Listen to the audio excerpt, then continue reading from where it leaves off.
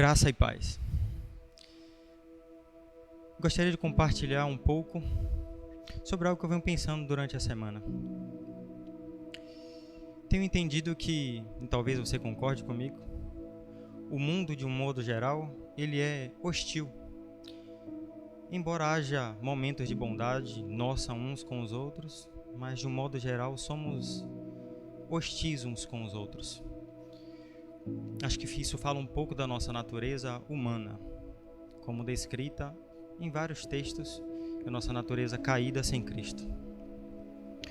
E falando dessa hostilidade, muitas vezes nós gostaríamos de falar um pouco, de desabafar um pouco, de conversar um pouco sobre a gente, de falar um pouco sobre a gente, falar do que tem ocupado a nossa mente, do que tem ocupado o nosso coração, do que tem trazido cansaço à nossa alma.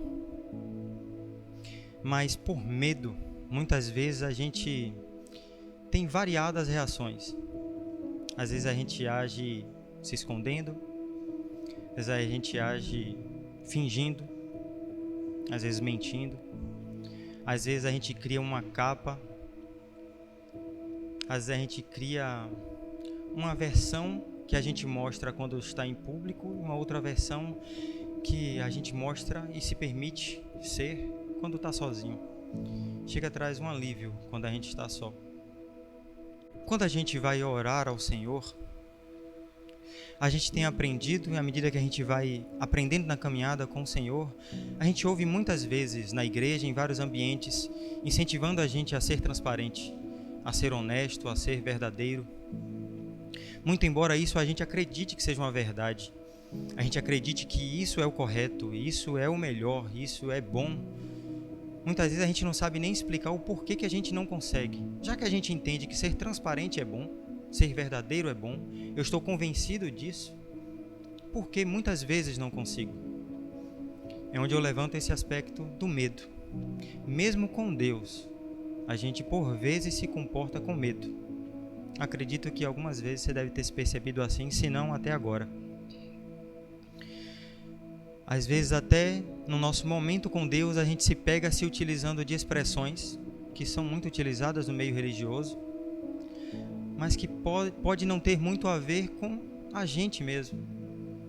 A gente pode confundir orar a Deus com palavras que a gente ouve em momentos eclesiásticos, momentos de culto. E a gente vem aprendendo que orar a Deus é ser a gente mesmo diante do Senhor. E a gente pode encontrar na palavra várias razões que podem fazer a gente perder esse medo. Medo de ser rejeitado, medo de ser condenado, que muitas vezes a gente vive na relação uns com os outros. Não deveríamos ser assim, mas muitas vezes somos assim. Condenamos, rejeitamos, taxamos, de um modo geral, somos assim. Nós vemos vários textos na palavra. Gostaria de citar um deles. Primeiro eu gostaria de citar o que está descrito em Romanos 8:27.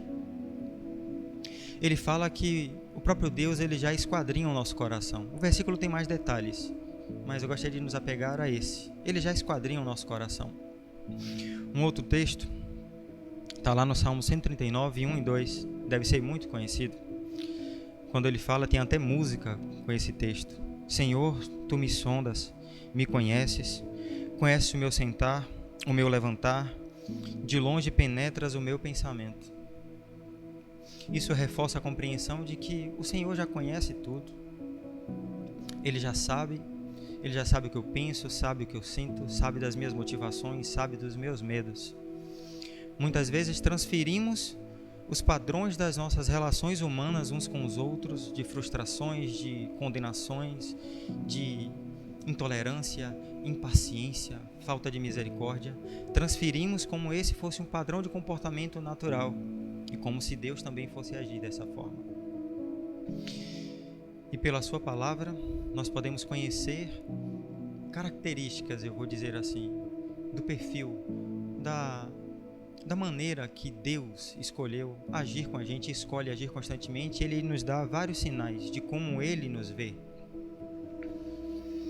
Em Hebreus 4, de 13 a 16, diz que não há criatura alguma encoberta diante dele. Antes todas as coisas estão nuas, patentes aos olhos daquele a quem havemos de prestar contas. Tendo, portanto, um grande sumo sacerdote, Jesus Cristo, Filho de Deus, que penetrou aos céus, retenhamos firmes a nossa confissão, porque não temos um sumo sacerdote que não possa compadecer-se das nossas fraquezas. Porém, um que, como nós, em tudo foi tentado, mas sem pecado. Cheguemo-nos, pois, confiantemente ao trono da graça, para que recebamos misericórdia e achemos graça, a fim de sermos socorridos no momento oportuno. Se fosse para nos condenar, ele já poderia ter feito isso. Ele poderia já ter destruído toda a criação desde as primeiras vezes que nós agimos de maneira diferente como a planejada. Como vemos em um outro texto bastante conhecido, João 3, 16 e 17 diz que Deus amou o mundo de tal maneira que deu seu Filho único, para que todo aquele que nele crê não pereça, mas tenha vida eterna. Porque Deus enviou seu Filho ao mundo não para condenar o mundo, mas para que o mundo fosse salvo por ele. Aqui nós vemos mais razões ainda. Se fosse para condenar, se fosse para ser impaciente, se fosse para não compreender, Deus já poderia ter feito isso. No entanto, ele deixa várias razões, vários indícios, vários exemplos de como ele tem misericórdia, de como ele estende sua graça, de como desde o princípio ele escolheu se compadecer. E ainda vemos lá em 1 João 4,18, que diz que no amor não há medo. Antes o perfeito amor lança fora todo medo, porque o medo envolve o castigo, e quem tem medo não está aperfeiçoado no amor. Nós podemos ir aprendendo, é um exercício como quase que tudo em nossa vida. Podemos ir aprendendo a fazer uso e trazer à memória, assim como tem um trecho que até virou música também, que eu quero trazer à memória aquilo que me dá esperança. Eu posso também exercitar, trazer à memória aquilo que reforça a minha fé. Eu posso trazer à memória aquilo que me lembra da bondade de Deus. Eu posso constantemente exercitar, trazer à memória a profunda graça e misericórdia do Senhor. Então, como o próprio Jesus citou em um texto, quando você for orar, entre no seu quarto, feche a tua porta. Ali naquele ambiente não tem espectador, não tem plateia. Ali a gente pode ser quem a gente realmente é. E a gente pode se lembrar desses textos que falam que Deus já escolheu desde o princípio a misericórdia e a bondade.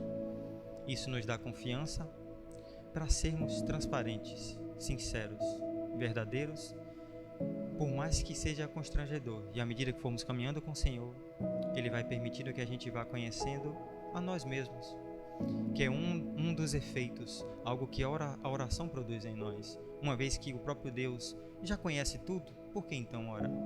Uma das razões é, em meio à oração, Ele nos permite conhecermos a nós mesmos. Ele vai nos mostrando a nós mesmos, à medida que Ele mesmo vai sendo o próprio suporte para ter condição de lidar com quem nós somos.